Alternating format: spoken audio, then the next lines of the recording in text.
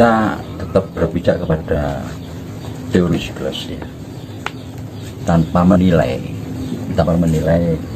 apa itu kinerja, apa itu keberhasilan dari tokoh-tokoh yang ada. Dalam teori siklus itu saya terangkan bahwa Ken Arok itu Bung Karno, atau Bung Karno itu Ken Arok. Dan selanjutnya Kertanegara itu Pak Harto, atau Pak Harto itu Kertanegara. Nah, tiga tokoh yang ada di sela-sela ini, Habibie, Gus Dur, Bu Mega, itu di sini ada di dalam antara Ken Arok dengan Kertanegara itu ada Anusapati, Tojoyo, Rembuni. Nah, dengan setelah munculnya 5 itu, maka ada Jaya Katuang. Siapa Jaya Katuang itu? Sudah pernah saya jelaskan bahwa itu Bapak SBY. Nah, dengan demikian berarti Bapak Jokowi ini Raden Wijaya, yang bergelar Kertaraja Jayawardana Raja Majapahit pertama, sehingga situasi sekarang ini sama dengan awal berdirinya Majapahit. Nah, kalau kita menunggu munculnya Hayam Wuruk dengan pasangan Gajah Mada, itu pada zaman pemerintahan dipegang oleh Hayam Wuruk. Hayam Wuruk itu menjadi Raja Majapahit, menggantikan ibunya Tribuana Wijaya Tunggadewi. Nah, Tribuana Wijaya Tunggadewi ini itu menggantikan Jaya Negara. Jaya Negara menggantikan Raden Wijaya. Kita tinggal begitu. Sekarang ini zaman Raden Wijaya. Nah, muncul Jaya Negara, Tribuana, baru Hayam Wuruk.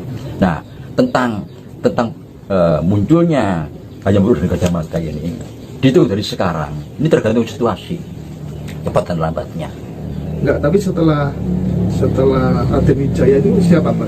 Siapa tadi? Jaya Negara. Jaya Negara. Iya. Setelah Jaya Negara, Tribuana Wijaya Tunggadewi. Nah, itu baru muncul Hayam Wuruk dengan Gajah Mada ini. Tapi Gajah Mada ini muncul pada zaman Tribuana. Munculnya yang menemukan sosok yang memang bisa diandalkan luar biasa, ini Tribuana Wijaya Tunggadewi. Tapi rupanya Gajah Mada ini sudah muncul sejak zaman Jaya Negara. Nah, kalau ini dikaitkan dengan 2024, 25, ini sudah muncul, masih muda sekali. Gajah Mada ini sudah muncul pada tahun 24-25 ini, 2024-25 ini. Ini kalau dari siklus loh ya. Nah, apakah saya dengan mengatakan begini membuka rahasia alam, saya tidak tahu. Ini udah adik saya sendiri. Alam ternyata katanya kalau diungkap rahasianya akan bergeser, tapi tidak jauh. Jadi kalau dikaitkan dengan tahun 2024, 2025, Gajah Mada ini sudah muncul. Oke, kalau kita flashback ke belakang, menurut lagi-lagi menurut teori siklus, menurut sejarah, bagaimana karakter kepemimpinan Jaya Negara? Waduh, itu kurang tidak simpatik masyarakat. Masyarakat kurang simpatik dengan Jaya Negara itu Jaya Negara loh. Mudah-mudahan muncul kembali dan seperti itu kan gitu ya. Kan bisa merubah ya. Tapi ya tidak terlalu merugikan masyarakat, tidak terlalu merugikan bangsa negara, enggak ya. Ya hanya karakter mungkin pribadi, kehidupan pribadinya aja.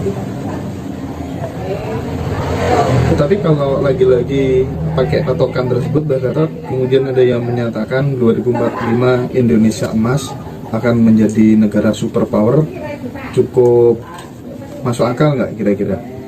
Masuk akal.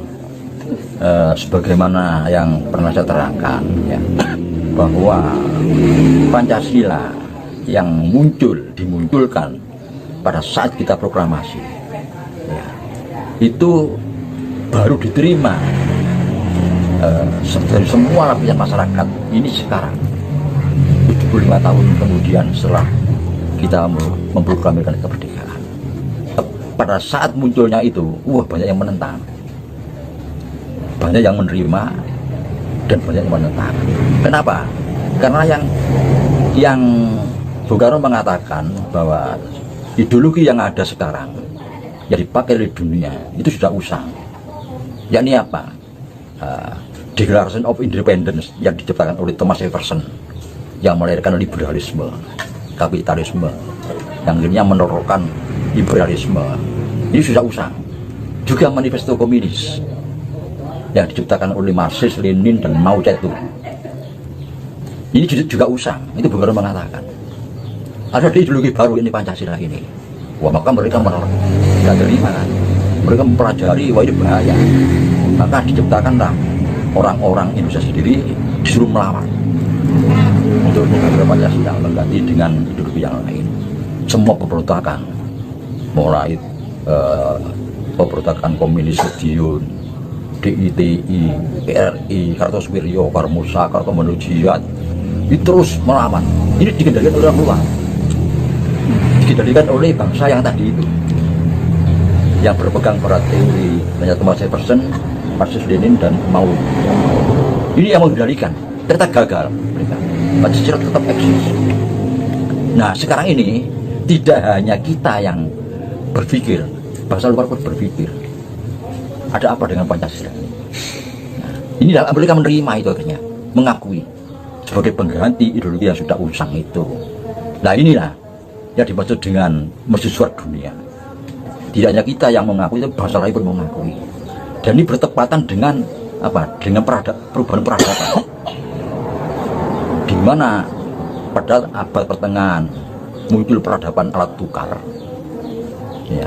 Nah, sekarang terus bergeser kan, sampai hebatnya Amerika yang tadinya sebagai kolateral, yang underlying-nya itu emas. Bahkan Amerika pun tanpa jaminan bisa mencetak uang dari hebatnya. Nah, sekarang China pakai materi yang lain, logam yang lain. Nah, tapi diam-diam kita harus berpikir, gudang pangan itu kita, gudang pangan. Nah, bagaimana kalau pangan ini akhirnya menjadi pengganti jaminan kolateral tadi. Nah, ini yang ada kemungkinan bisa ke situ. Apa? Semua manusia itu butuhnya pangan.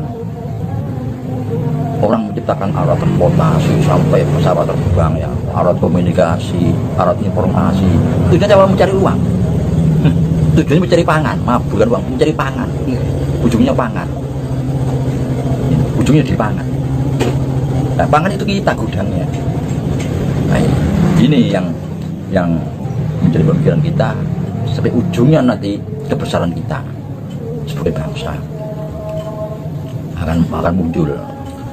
Pergeseran dari kolateral underline emas ke underline pangan itu mengisyaratkan berarti penggunaan uang kertas itu akan selamanya ada, begitu Pak? Nggak ada tahu itu gimana mekanismenya ya.